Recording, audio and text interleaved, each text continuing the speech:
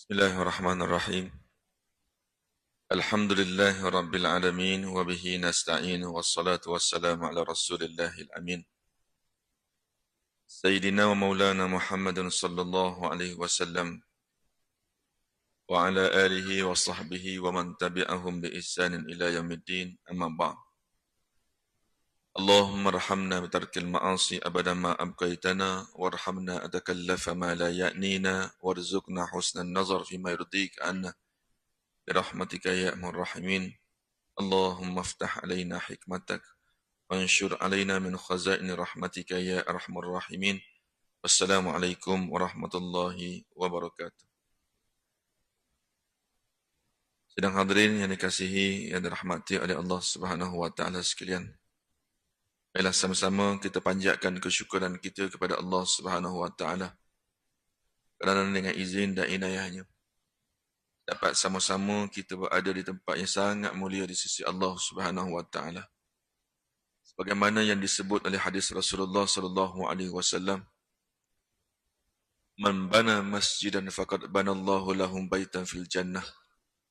Barang siapa yang membina masjid, maka nescaya Allah Subhanahu wa taala akan membina baginya sebuah mahligai di dalam syurga nanti.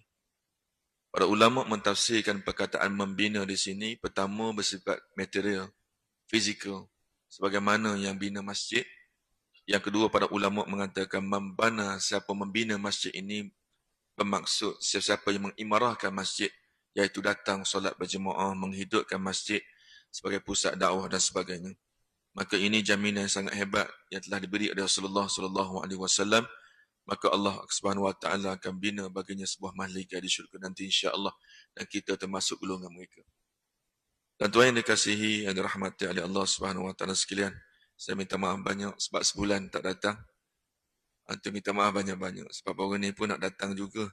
Duduk datang masuk dalam kapal terbang dah, pertama dah bergerak kat landasan, Degustan balik. Jadi sepatutnya sampai dekat KLIA ni pada pukul 3.45 petang lebih kurang. Tapi Alhamdulillah sampai kat rumah saya pukul 10 malam. Orang jadi kena dia punya delay dia, nikmat dia. Nah, jadi minta maaf banyak-banyak. Nah, jadi insyaAllah sebelum saya masuk kepada pembincangan kita, saya pergi ke masjid mana-mana, saya akan cerita benda ni sebab ni amanah yang telah diberi oleh pejabat-pejabat mufti kepada saya.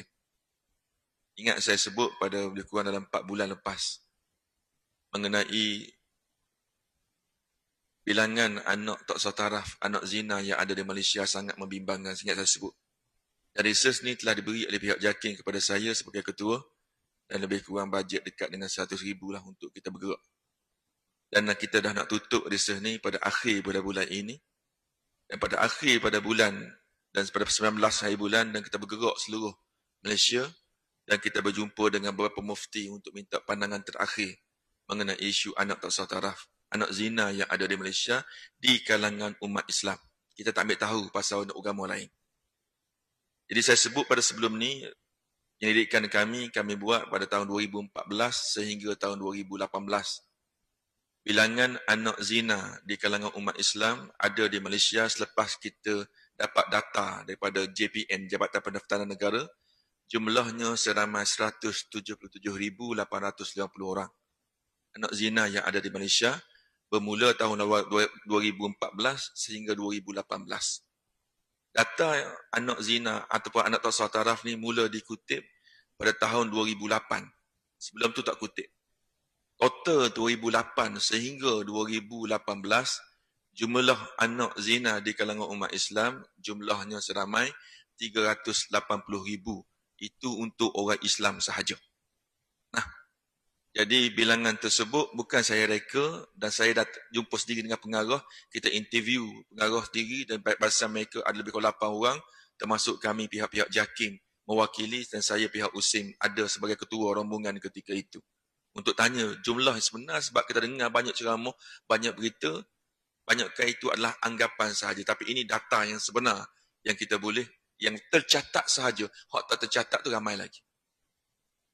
Jadi pada penutup perjumpaan kami itu, saya berjumpa dengan Mufti Kelantan, dan kita pergi jumpa Mufti Wilayah, kita pergi juga ke Selangor, kita juga pergi ke Sabah, dan juga kita pergi ke Perlis. Dan semua mufti-mufti ini minta tolong kepada ustaz-ustaz, minta tolong kepada orang akademik, tolonglah sampai kepada jemaah tentang isu ini yang mana jumlah tersebut sangat-sangat membimbangkan. Nah, jadi boleh kira, tuan kira secongok setiap jam adanya anak zina di kalangan orang Islam. Jadi antara disebut pada saya, supaya maklumkan kepada pihak jemaah, apabila kita tanya apakah punca berlakunya peningkatan begitu drastik bilangan anak zina ini, pertama dia kata punca utama adalah ibu bapa. Sebab ibu bapa merupakan sekolah yang pertama untuk anak-anak. Dan anak-anak kita belajar, bercakap, sebut, belajar berjalan, bertatih, belajar minum, belajar makan, berlari dan sebagainya, semua gurunya adalah kita. Sebelum kita hantar ke sekolah tu dah jadi orang dah kat sekolah. Tak peliklah kalau anak-anak kita yang tak pernah kita ajar perkataan-perkataan mencarut, tapi tiba-tiba bawa balik kotak mencarut dari tadika. Dapat kat mana? Dapat dekat sekolah tadika. Takkan cikgu nak ajar. Dapat daripada kawan-kawan. Kawan-kawan tu siapa? Ambil daripada mak ayah dia. Okey, ini yang pertama. Dia tegur antara kesalahan ibu bapa, dia pegang prinsip apabila anak besar, itu urusan dia. Itu kita kata. Tapi Allah kata, tanggungjawab kita kepada anak-anak kita daripada dilahirkan, sehinggalah sama ada kita yang mati ataupun dia yang mati. Tidak ada tempoh sekatan untuk menegur anak-anak kita daripada melakukan perkara yang tak elok. Ni pesanan ni saya sampai kepada masjid-masjid yang lain. Sebab saya ketua penyelidikan ini, saya kena maklumkan perkara ini supaya masjid menjadi pusat utama untuk masyarakat untuk isu ini. Yang kedua, antara kelemahan kita adalah dari segi teknologi. Saya pernah sebut, saya pergi ke Kelantan. Apabila saya pergi ke Kelantan, jumpa dengan Haji Zaid, terselak saya, ketua untuk Jabatan Kebajikan Masyarakat. Dia kata, di Kelantan, bukan saya nak hina Kelantan, saya orang Kelantan. Nah, di tempat-tempat lain, kawan-kawan saya pergi rujuk, sama juga isunya. Dalam handset anak-anak kita tu, dia ada grup. Dan kita telah buat kajian paper, telah keluarkan, setiap orang daripada kita, ada grup setidak-tidaknya 5 grup untuk satu orang, paling kurang. Betul tak? Confirm tuan lebih. Termasuk saya. Di dalam handset tu, dia cerita dekat saya, anak-anak kita, dia ada grup bogel dalam tu. Mu tunjuk hak aku tunjuk hakmu. Nah, itu yang berlaku. Kita nak menafikan teknologi tak boleh. Sebab teknologi sangat penting. Anak-anak kita sekolah semua nak hantar kerja, cikgu-cikgu nak hantar arahan. Mak bapak sekolah nak hantar arahan. Apa esok nak bawa sebagainya. Semua melalui handset. Tak? Kita tak boleh tinggal benda tu. Dan anak-anak kita pun nak berkomunikasi untuk bincang subjek apa, nak bincang dalam grouping dan sebagainya. Semua melalui handset dan juga internet. Nah? Kita tak boleh tinggal benda tu. Tetapi hak kena kawalnya adalah kita. Dan jangan biarkan Nabi sebut dalam hadis yang sahih. Apabila seseorang itu nak melangkah masuk ke syurga Allah Subhanahu Wa Taala, tiba-tiba terdengar pekikan daripada belakang. Ya Allah, kalau kamu Tuhan yang Maha Adil, jangan kamu biarkan orang tua itu masuk ke syurga. Sebab kerana dialah kami masuk ke neraka. Paling-paling tengok ke belakang anak-anak kita. Nah, Allah tidak akan biarkan kita masuk ke syurga dengan mudah sekiranya ada berlaku tuntutan kepada oleh anak-anak kita. Kita punca dia masuk neraka. Kita tanya berapa kali kita tegur anak-anak kita. Kalau kita tak apalah, anak-anak dah besar, biar dia buat sendiri, kita bagi handset semua dah. Kita tuan-tuan pergi ke kedai makan, cukup dah. Pergi ke kedai makan, ada 5 beranak, roti canai kat depan, panas sehingga jadi beku, masing-masing tengok handset. Betul tak? Tolonglah. Dia rayu pada kata, tolonglah jaga handset anak-anak masing-masing. Yang ketiga, yang terakhir saya nak tegur pada malam ni. Kalau kita pergi ke masjid mana-mana, tengoklah pergi ke masjid mana, ada mengajar tafsir, ada mengajar fiqh, ada mengajar tauhid, ada mengajar hadis, ada mengajar Al-Quran, alhamdulillah cantik. Saya tanya tuan-tuan dan diri saya, bila kali terakhir tuan-tuan masuk khusus kekeluargaan? Masa nak kahwin dulu. Itu pun tak ada masa tu. Kelemahan yang paling besar sekali di masjid-masjid surau-surau, tidak mengadakan ceramah-ceramah parenting. Kekeluargaan, dan sepatut diselit. Paling-paling tidak sebulan sekali. Kalau kita tidak mampu, orang mari masjid ni orang yang baik-baik. Hak pelik-pelik tak akan datang ke masjid. Kita ceramah ke orang baik, apa? Tak. Hak orang baik ni lah kita kena jaga kualiti mereka biar betul-betul baik untuk dakwah orang di luar sana. Jadi permintaan daripada mufti-mufti dia kata jumpa 5 orang tu, semua dia minta supaya pihak-pihak yang kuasa masjid perkasakan program-program melibatkan parenting, kekeluargaan, ceramah-ceramah, baik motivasi atau segi keagamaannya supaya ada kesedaran tinggi setidak-tidaknya kepada ahli jemaah yang ada di masjid ataupun surau untuk jadi ejen kepada pembatasan. Mana mustahil tengok pada malam ambang 20-20. Tuan-tuan tahu di Sepang tak sampai 5 orang pegawai pencegah maksiat yang ada, mana mahu dia nak jaga seluruh daerah Sepang. Begitu juga dengan Negeri Sembilan. Nak tangkap orang yang berkeluar, siasat teknik dia kena kejar. Itu yang berlaku. Nah, jadi kalau boleh, kita sama-sama buat ni. Sebab saya tengok dia menakutkan sangat data yang tidak bolehi itu. Apa yang akan berlaku pada generasi-generasi yang akan datang. Wallahu a'lam bishawab. Soalan yang saya terima pada petang tadi, mungkin sedikit berkaitan dengan HIP. Dan sebelum saya masuk di sini, saya tak pasti siapa yang hantar pada saya tak nak baca nombor. Ustaz tolong cerita sedikit, ada kekeliruan yang berlaku mengenai isu haid. Saya pun pening kepala, dia kata ada ustazah, ada ustaz cerita yang berbeza-beza mengenai isu ini. Pertama dia tanya, bilakah sebenarnya umur yang baligh untuk seseorang itu khususnya untuk perempuan? Dan bila tempoh terakhir? Soalan yang pertama dia tanya. Baligh untuk orang kita, untuk orang Islam ni, dia bukan kira di segi bulan Masihi. Dia kira bulan Hijri. Dan setiap tahun, jarak di antara Masihi dengan Hijri sekitar 11 hari. Kurangnya bulan Masihi. Kurangnya bulan Hijri.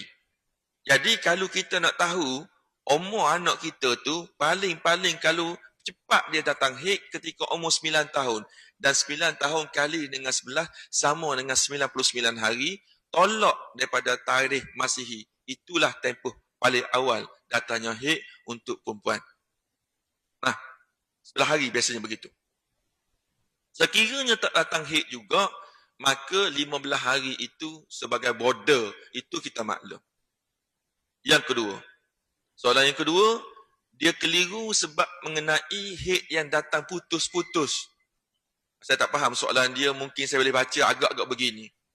Sebab dia kata, kebiasaannya seseorang perempuan datang haid 7 hari. Sebabnya kita mengaji mazhab Syafi'i, tempoh haid ni paling-paling cepat 24 jam, paling lama adalah 15 hari 15 malam.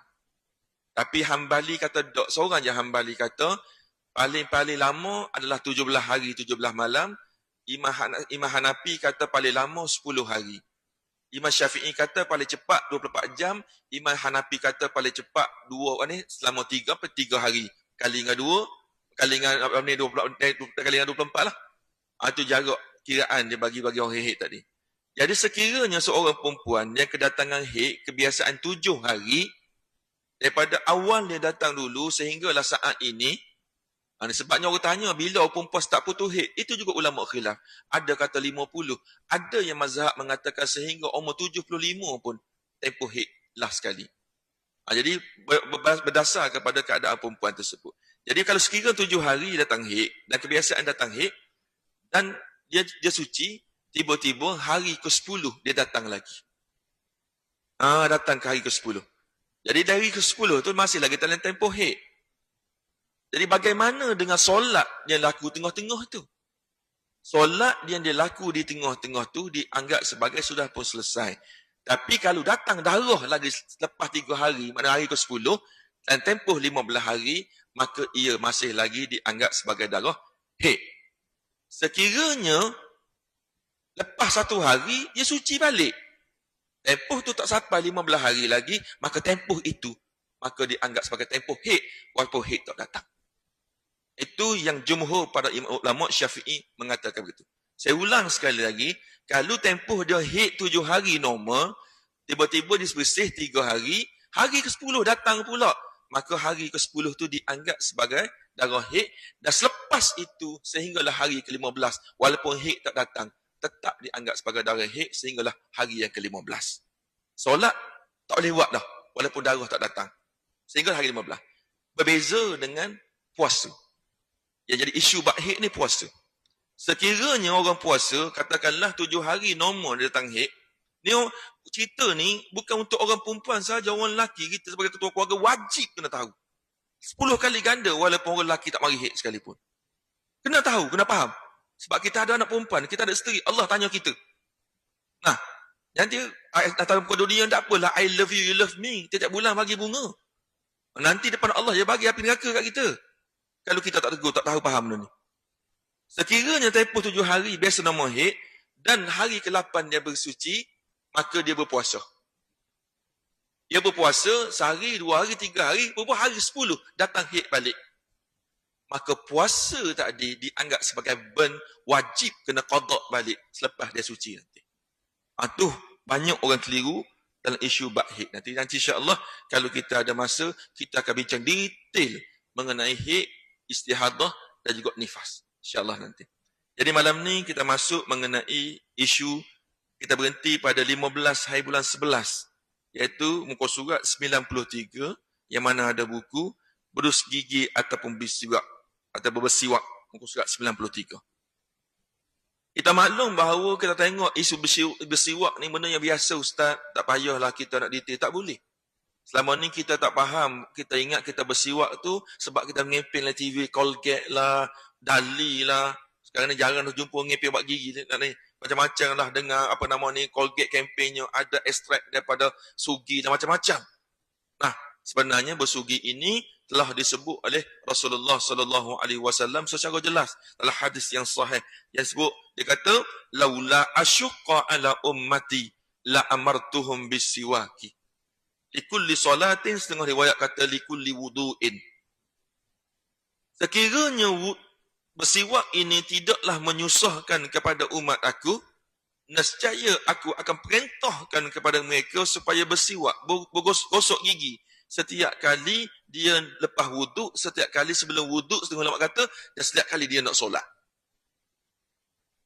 Ingat saya berhenti cerita bagaimana Rasulullah sallallahu alaihi wasallam tengok di tangan sahabat ada kayu sugi di tangan sahabat ketika itu. Rasulullah ketika itu dah dalam keadaan yang agak ngering. Yang mana sakit Rasulullah itu ketika itu telah membawa kepada wafatnya Rasulullah. Dalam keadaan yang sangat ngering ketika itu, seorang sahabat membawa kayu sugi dan Rasulullah tenung kepada kayu sugi sahabat tersebut. Maka sahabat memahami. Sesungguhnya Rasulullah tengok pada kayu sugi dan sahabat tersebut terus menggigit kayu sugi ketika itu. Rasulullah sendiri. Apa dia sahabat menggigit? Sahabat menggigit kayu sugi tersebut dan beri kepada Rasulullah sallallahu alaihi wasallam. Sehingga sahabat tu kata, aku tak pernah tengok Rasulullah ni bersiwak sebaik mana Rasulullah bersiwak ketika itu. Dan ketika riwayat mengata sahabat pakat menangis. Dan yang satu sangat luar biasa yang Rasulullah lakukan. Maka Rasulullah senyum bagi sahabat balik. Ketika itulah Rasulullah ucap kalimah La ilaha illallah. Jadi riwayat mengatakan bahawa antara fadilat bersiwak ini lebih memudahkan kita untuk mengucap kalimah syahadat apabila dalam keadaan kita nazak nanti. Nah, ada banyak riwayat lain. Tapi kena ingat, hadis bab siwak ni banyak hadis-hadis palsu dan banyak hadis-hadis yang dhaif. Okey, kita pergi lagi. Jadi dalam bab ini nak beritahu kepada kita bahawa bersiwak ini mutahharatun lil fammi mardatul rabbi. Nabi kata sesungguhnya bersiwak dapat membersihkan mulut dan inilah perbuatan yang sangat disenangi oleh Allah Subhanahu wa taala. Dalam hadis yang lain yang mengatakan siwak sudah digunakan. Ini yang kita jadi isu ni bab fadilah. Hak kita nak bincang di sini bab hukum fiqh. Pertama, adakah bersiwak dengan kita menggunakan beruh gigi ini mendapat fadilah sebagaimana kita guna kayu siwak ataupun kayu arak asal usul kayu tersebut? Maka ulama banyak membincangkan isu ini. Fadilat secara umumnya kita gosok menggunakan beruh gigi dan kayu miswak itu kedua-duanya dapat fadilat. Tetapi yang afdal adalah kita menggunakan kayu miswak itu dan dibilasnya kemudian dengan kayu dengan gosok gigi yang biasa.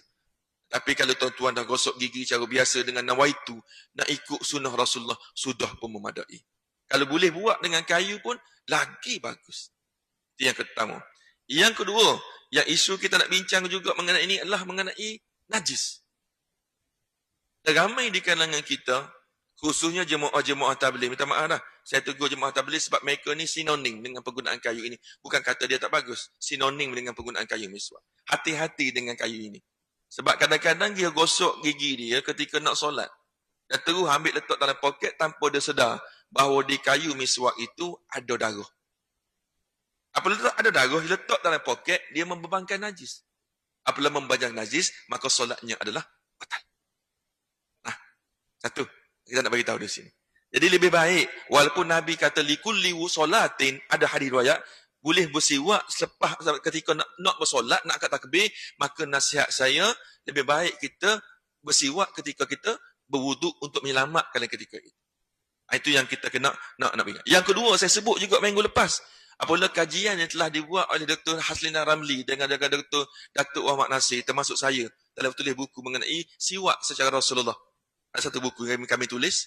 Maka ketika itu, buku tu bukan nak camping, buku tu dapat anugerah antara tulisan yang terbaik di akademik. Ketika itu sebabnya tak ada orang tulis secara teori dan praktikal. Dan kita telah buat kajian di kalangan orang yang biasa guna kayu siwak, termasuklah jemaah tabligh. Jadi gigi dia cantik, putih. Ada yang kuning tu ada juga. Tapi nak beritahunya putih gigi dia. Dia biasa guna kayu miswak. Tapi kelemahannya adalah gigi dia cepat usah. Dan gusinya panjang. Sebabnya cara guna kayu siwak itu tak ikut cara yang Rasulullah ajar. Sebabnya Rasulullah ajar menggunakan kayu siwak secara arada dengan cara begini. Nak angkat begini boleh, tapi dengan cara perlahan sebab gusi kita sangat sensitif. Jadi kayu siwak ni sepatutnya kita guna lagu ni sebab dia tajam, dia agak kasar, dan begitu juga dengan sebelah sana ni, dia buat secara begini atau buat dengan cara halus. Jadi dia buat begini, gusi naik ke atas, boleh menyebabkan masuk bakteria. Dan bakteria itulah boleh menyebabkan pergi pada kanser gusi yang kebanyakan berlaku. Jadi sebenarnya kita nak guna amal sunnah Rasulullah, tapi kita pastikan kita buat dengan cara yang betul. Tapi kalau tanya saya, beruh gigi biasa dengan kayu miswak, dari segi afdal fadilatnya, kayu miswak tu jauh lebih besar fadilatnya, tapi nak dapat, nak Nabi sebut tadi tu, sudah memadai di situ. Wallahu alam bisawab. Dalam hadis yang setengah Rasulullah sebut, ya Rasulullah ar-rajul ladzi yazhabu fuhu ayastak. Dia kata qala na'am qultu kaifa yasna? Qala yadkhulu usbu'ahu fi fihi. Ya Rasulullah, bagaimana sekiranya seseorang itu tidak ada bulu gigi? Maka Nabi kata, masukkan jari telunjuk kamu gosok gigi kamu dengan menggunakan jari. Tapi saya nak beritahu bahawa hadis itu adalah hadis palsu, hadis dhaif. Dan tidak boleh digunakan kaedah itu. Saya kena bagi tahu supaya tuan-tuan sebut nama hadis saja semua terima pakai. Tak. Hadis ni ada hadis sebab Nabi Tuhan tak pernah jamin. Inna nahnu nazzalna zikra wa inna lahu lahafizun. Kami yang menurunkan Al-Quran confirm kami akan jaga dia daripada ditipu, dipalsu dan sebagainya. Tapi Tuhan tak pernah bagi jaminan bahawa hadis ini terselamat daripada dipalsukan. Tak pernah jamin. Sebab tu kita tengok hadis apabila kita guna dia ni palsu. Status hadis, paling-paling tidak, kalau kita tengok buku bawah ni, dia tulis hadis hasan, okey. Kalau hadis dhaif, apatah lagi hadis maudhu', dia baik kita buang. Jangan guna hadis tersebut. Wallahu a'lam bisawab. Sebab ada seorang jemaah tanya saya, boleh tak ustaz, saya nak baca buku ni sendiri. Saya nasihatkan, jangan. Takut-takut tuan-tuan tak faham istilah-istilah itu, boleh menyebabkan silap faham mengenai maksud dia sebenar. Tapi kalau tuan-tuan dah tahu istilah-istilah dia, maka dia tak jadi masalah.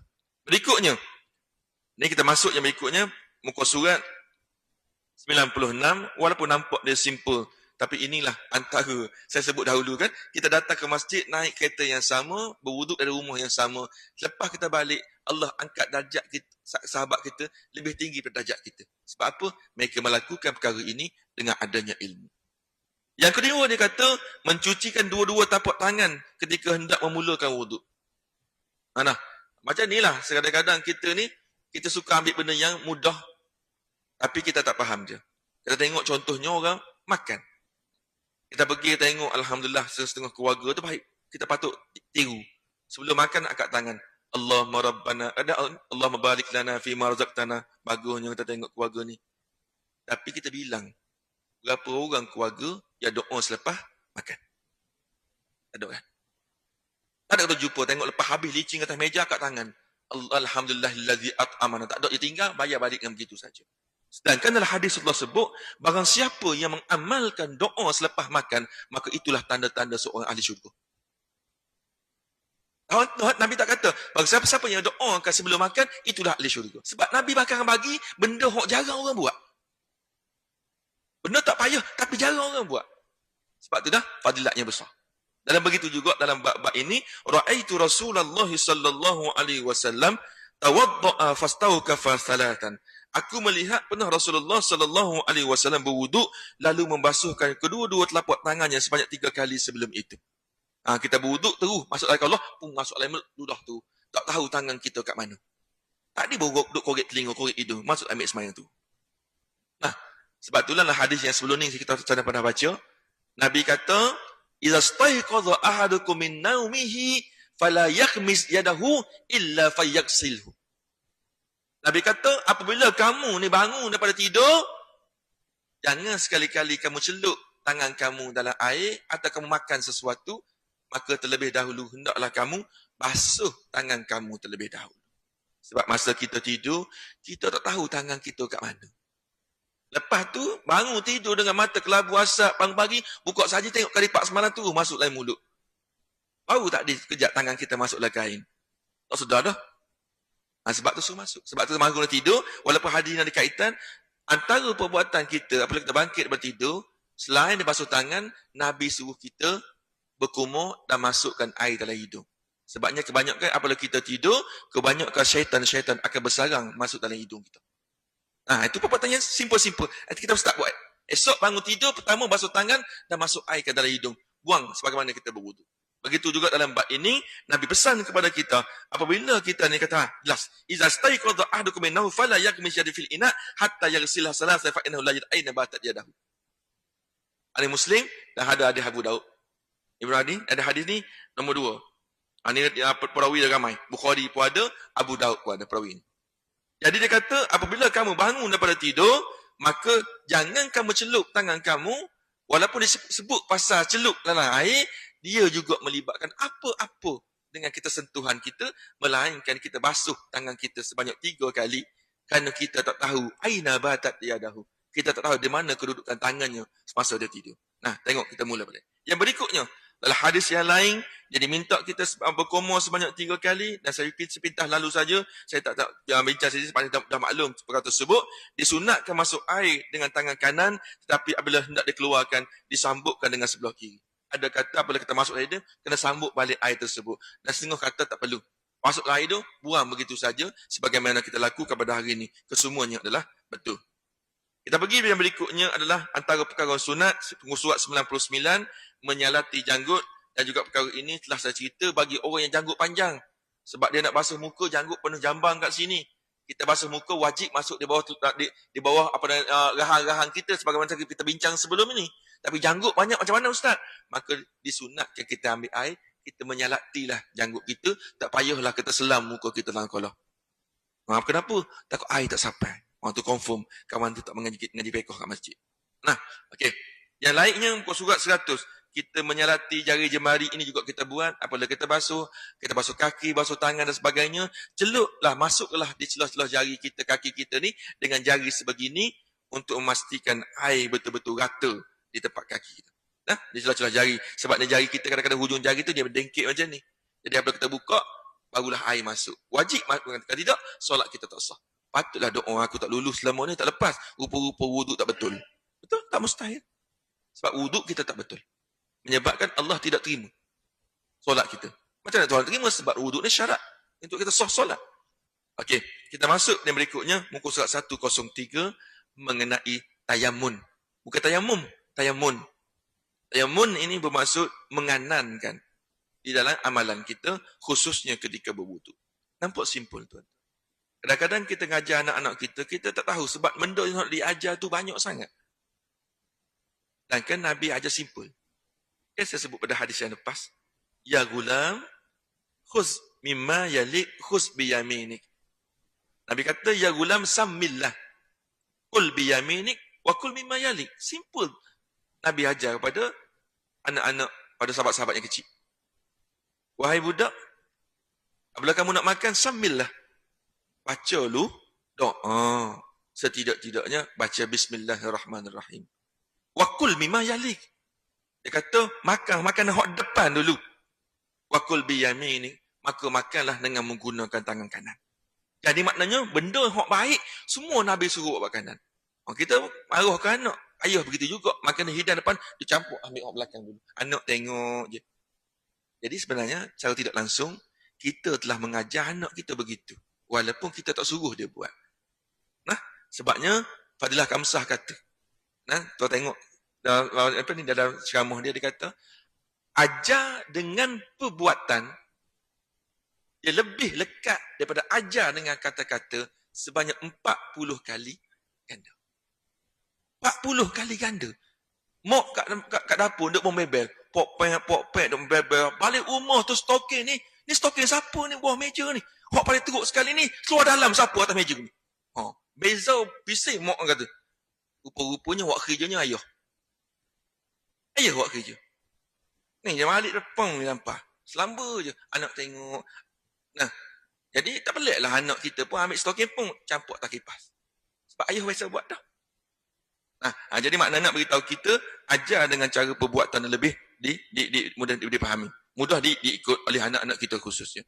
Ketika Rasulullah sallallahu alaihi wasallam yuhibbu tayammun fi tana'ulihi wa tarajjulihi wa tuhurihi wa fi sya'ni kulli. Sesungguhnya Nabi sangat takjub, sayang, suka tengok kepada orang yang suka menganankan dalam perbuatan mereka, khususnya berkaitan dengan tanya nak pakai selipar, nak pergi masjid. Sebab selipar Nabi ajar kita. Maknanya mana-mana tempat kita nak pergi tempat baik, maka mulakan dengan kanan. Nak pergi pasar, nak pergi supermarket, mulakan kiri. Ingatlah, apabila kita buat berdasarkan hadis, nak mari ke masjid, mulakan dengan kanan, langkah kanan, pakai selipar pun mula dengan kanan, maka Allah Subhanahu Wa Taala akan kira gandaan sampai kita ke masjid. Sudah tentulah gandaan sebelum ni berwuduk daripada rumah sampai masjid. Tu kiraan lain. Ni bonus yang Tuhan bagi lain pula. Sebab itulah ketika Abu Bakar As-Siddiq Allahu anhu ditanya oleh seorang sahabat, wahai Abu Bakar, pernah tak kamu dengar Rasulullah beritahu kepada kamu apakah sebabnya ramai hak masuk neraka dan masuk syurga? Dengan riwayat kata, mana payah nak masuk syurga ke nak masuk neraka? Maka kita tengok kepada hadis-hadis yang banyak mudahnya nak masuk syurga, tapi kita lebih mudah untuk pilih untuk masuk ke neraka. Jangan Nabi pun tengok ni. Tanah ulihi, pakai selipar, pakai kasut mula tangan kan. Anak kita tengok pakai suruh dia pecah balik, buka balik. Ikhlas saya kata, selepas saya jumpa hadis ni, saya buat begitu pada anak-anak saya. Tengok dia pakai kasut sampai alhamdulillah pada hari ni dia boleh pergi mana-mana, dia akan mulakan dengan kanan. Lagi sekolah, dia tahu ayah tengok lama-lama nak besar-besar pun dah ikut cara biasa. Dia nak pakai baju sekolah, nak pergi pakai kasut sebagainya, akan mula tangan. Itu satu pendidikan yang baik Nabi ajar kita. Bila kita dia kata watarajjulihi. Bukan setakat pakai selipar, pakai kasut, nak buat mana baik ni, Nabi sangat takjub. Dia mulakan dengan langkah dengan menggunakan kanan. Yang berikut dia kata watuhurihi. Begitulah ketika kita nak bersuci, nak ketika berwuduk. Kita nak mandi wajib. Misal, kita nak mandi wajib, biasanya kita pada mandi wajib kadang-kadang kita baik hujan, hollow kepala begitu je. Kalau kolam kat rumah, terkejung gitu je. Sedangkan Nabi dah ajar, mana hak pertama utama? Pergi kanan kau kiri dulu. Dia semua perbuatan-perbuatan tersebut, kita tak pelik lah. Ialah punca untuk kita masuk ke syurga Allah Subhanahu Wa Taala. Sehingga Nabi kata, An-Nabi sallallahu alaihi wasallam, idza labistum wa idza tawadda'tum fabda'u bi aymanikum. Jika kamu pakai pakaian dan berwuduk, maka mulakan dengan sebelah kanan terlebih dahulu, dan hadis ini telah diriwayatkan oleh Ahmad, Abu Daud, Tirmizi dan juga Nasa'i, dan perawinya agak kuat dalam isu ini. Wallahu alam bisawab. Okey, saya buka soalan.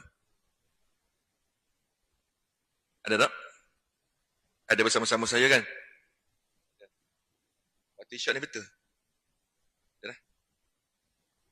Kalau tuan-tuan keliru buat waktu isyak ni, Jakim dah baik kira. Tuan buka waktu solat, Jakim, dalam tu dah ada, tuan print out dah. Dia dah ikut waktu yang Haji Ahmad dah sebut tadi, dia dah perbetulkan dah. Negeri 9, semua dia betul dah kan. Saya dah ambil yang tu. Ya, ada soalan tak? Tak apa, soalan-soalan yang luar berkaitan dengan fiqh tak?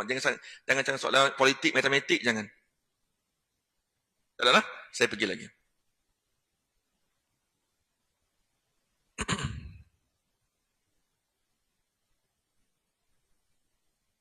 Okey, kita pergi ke muka 106.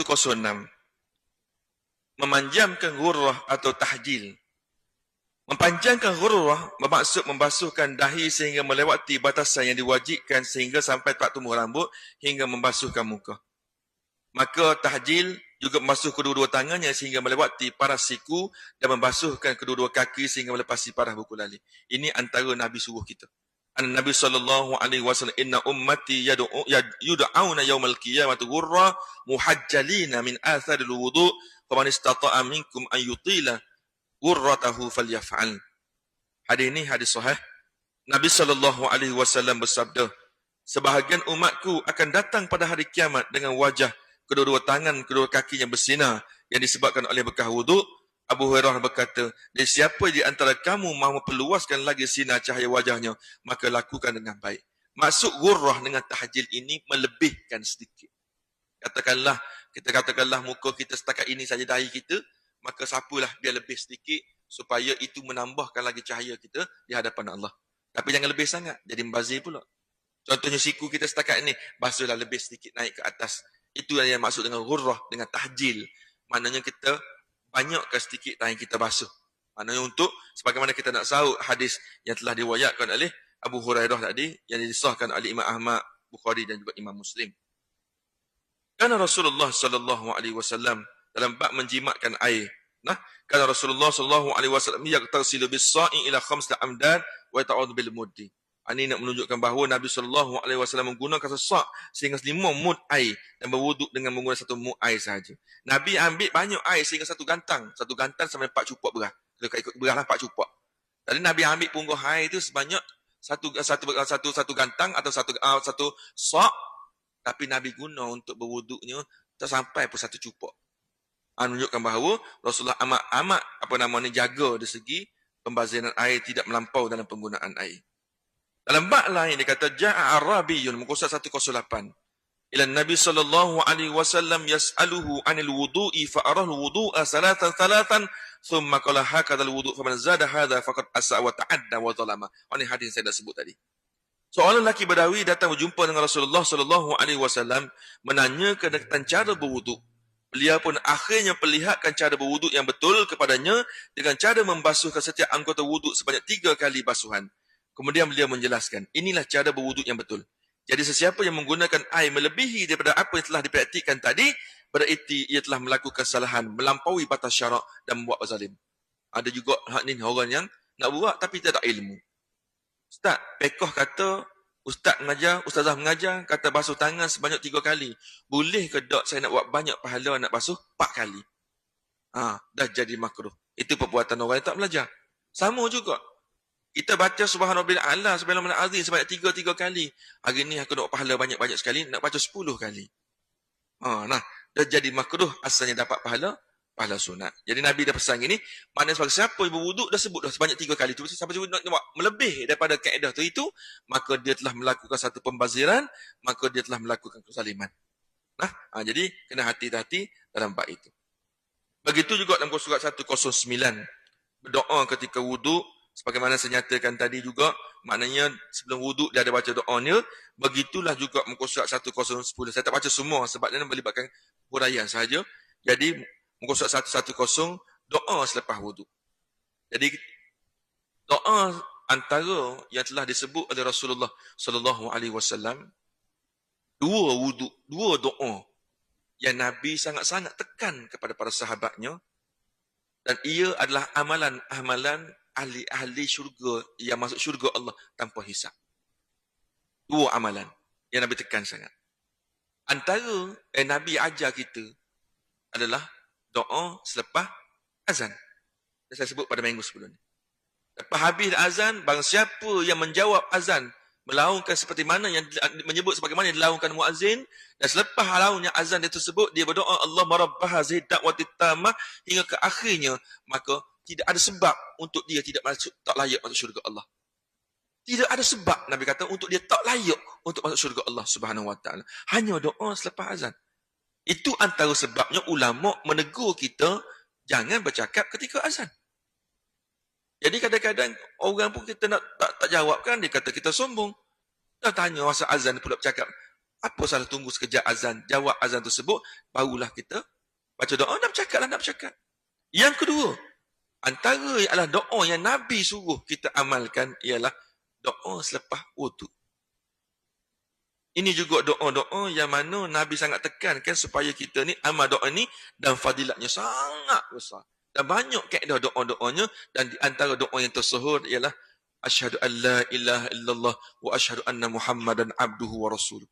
Allahumma ij'alni minat tawwabin waj'alni minal mutatahhirin waj'alni min ibadikas salihin.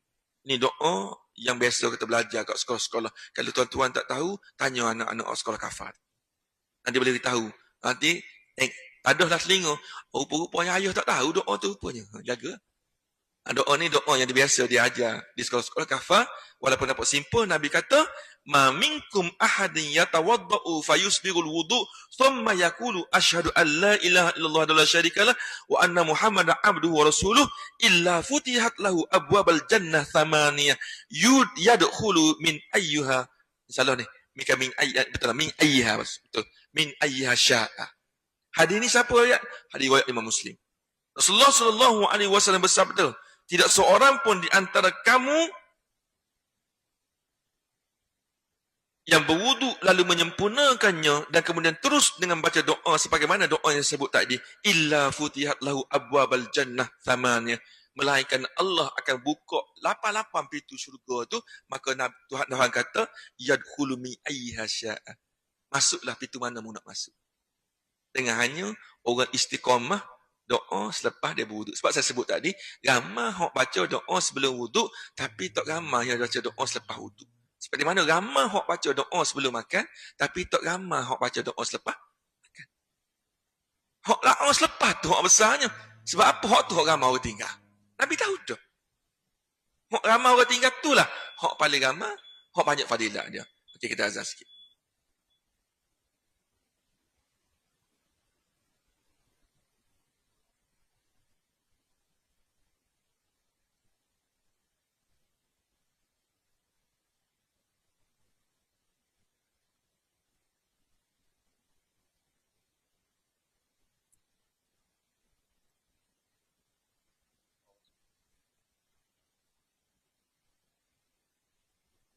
الله أكبر الله أكبر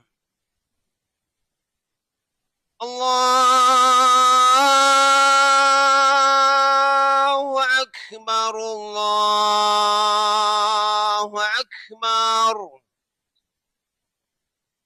أشهد أن لا إله إلا الله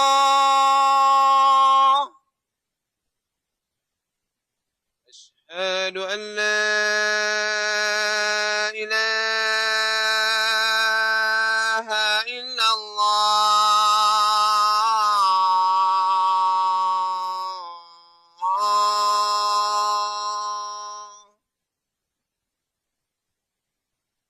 أشهد أن محمد رسول الله أشهد أن محمد رسول الله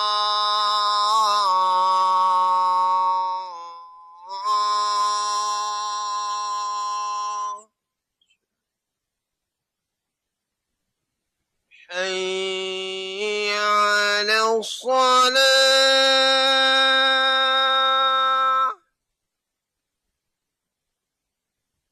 حي على الصلاة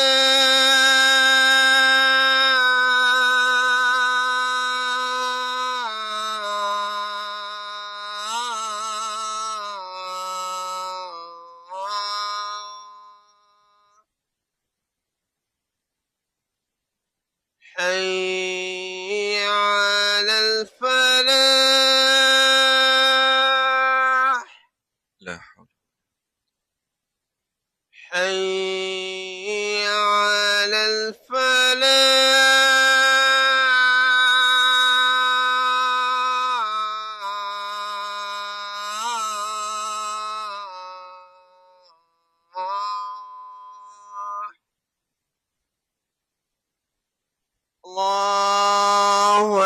أكبر الله أكبر Allah. لا إله إلا الله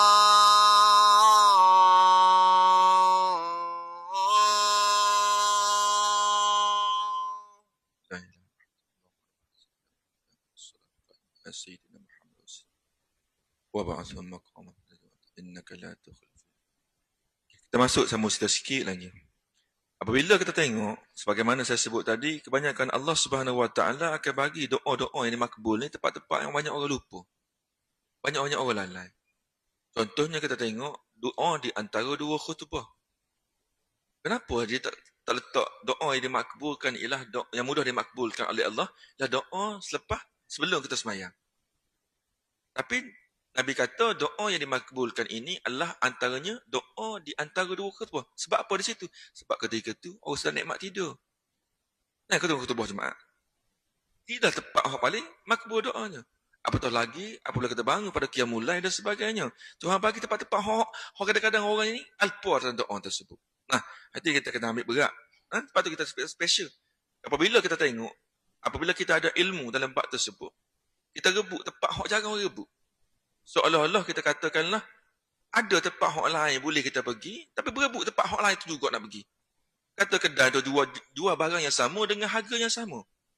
Nah, kita tak berebut juga kedai hak ramai. Sedangkan kedai tak ramai tu kualitinya sama, harga yang sama, barang juga yang sama. Begitu umpamanya Allah berikan kepada kita supaya rebut peluang-peluang yang ada. Ambil tempat-tempat hak jarang orang ambil. Nah, sebelum kita berhenti, antara yang terakhir sekali ialah apabila kita selesainya wuduk, maka hendaklah kita digalakkan untuk tunaikan solat wuduk sebanyak 2 rakaat. Sebagaimana hadis Rasulullah sebut, anna Rasulullah sallallahu alaihi wasallam qala li Bilalin inda salatil fajr ya Bilal haddathani bi arja amalin amiltahu fil Islam fa inni sami'tu daffa na'laika baina yadayya fil jannah ma qala ma amiltu amalan arja indi anni lam atatahhar tuhura fi sa'ati lailin aw naharin illa sallaitu bi zalika tuhuri ma kutiba li an usalli. Satu ketika dalam hadis ini saya nak cek hadis ini status dia macam mana. Kau surat satu betul. Hadis ini telah diriwayatkan oleh Imam Bukhari dan juga Imam Muslim. Kuat hadis ini. Rasulullah sallallahu alaihi wasallam bertanya kepada Bilal bin Rabah, "Wahai Bilal, boleh tak kamu cerita kepada aku satu amalan yang paling engkau utamakan selama memeluk agama Islam?" Maka peliklah Bilal ni. Nabi tanya dia, sepatutnya sahabat tanya Nabi. Ni tak. Nabi tanya, "Wahai Bilal, ada ke tak amalan yang kamu istiqamah lakukan sejak kamu masuk Islam sampai kau saat ini?" Jadi sebab apa Nabi tanya? Tak sempat Bilal tanya, "Kenapa ya Rasulullah?" Nabi jawab dulu. Dia kata, "Sebab aku mendengar bunyi seliparmu di hadapanku ketika aku berada dalam syurga." Ketika Rasulullah naik pada malam Isra' dan Mi'raj, Rasulullah dibawa oleh Jibril AS melawatkan syurga dan juga neraka. Antaranya syurga yang dilawatkan Rasulullah. Apabila masuk dalam dalam syurga, rapatnya Rasulullah dengan Bilal bin Rabah ni, tapak kaki dia Rasulullah kenal. Bunyi tapak Bilal bin Rabah ini tapak kaki Bilal bin Rabah. Maka Rasulullah tanya, sampai ke bumi tanya, "Wahai Bilal, apakah amalan kamu lakukan sejak kamu masuk Islam sampai ke saat ini sehingga aku dengar tapak kaki seliparmu dalam syurga?" Maka Bilal penjawab berkata, "Sebenarnya tidak ada satu amalan yang paling aku utamakan selain daripada aku mengerjakan solat sunat semampuku sebaik sahaja setelah aku berwuduk, sama ada waktu siang ataupun waktu malam hari." Maknanya itu antara solat sunat yang telah dijaga oleh Bilal bin Rabah sehingga Rasulullah dengar tapak kaki Bilal bin Rabah dalam syurga. Jadi mana perkara ini perlu kita jaga. Cuma timbul isu di sini apabila bertembung di antara solat-solat sunat, mana solat kita nak utamakan. Contohnya masa kita singkat ambil wuduk, katakanlah kita ambil wuduk di rumah, nak solat wuduk di sini. Ataupun kita ambil wuduk di sini. Dan ketika itu ada di antara waktu tu singkat sangat, kita tak boleh nak buat wuduk sekali, nak buat tahiyatul masjid sekali, nak solat qabliyah atau qabliyah sekali, tak sempat masa. Maka solat sunat mana kita nak utamakan. Nah, maka kita boleh gabungkan solat sunat dengan hanya ambil satu sahaja solat sunat yang besar di antara solat-solat sunat tersebut. Kalau bertembung di antara solat sunat wuduk, tahiyatul masjid dan solat sunat qabliyah maghrib, maka ketika itu bagi pandangan saya lebih kita utamakan solat tahiyatul masjid. Maka dibuat satu masjid, secara otomatik wuduk kita dapat, qabliyah maghrib kita dapat.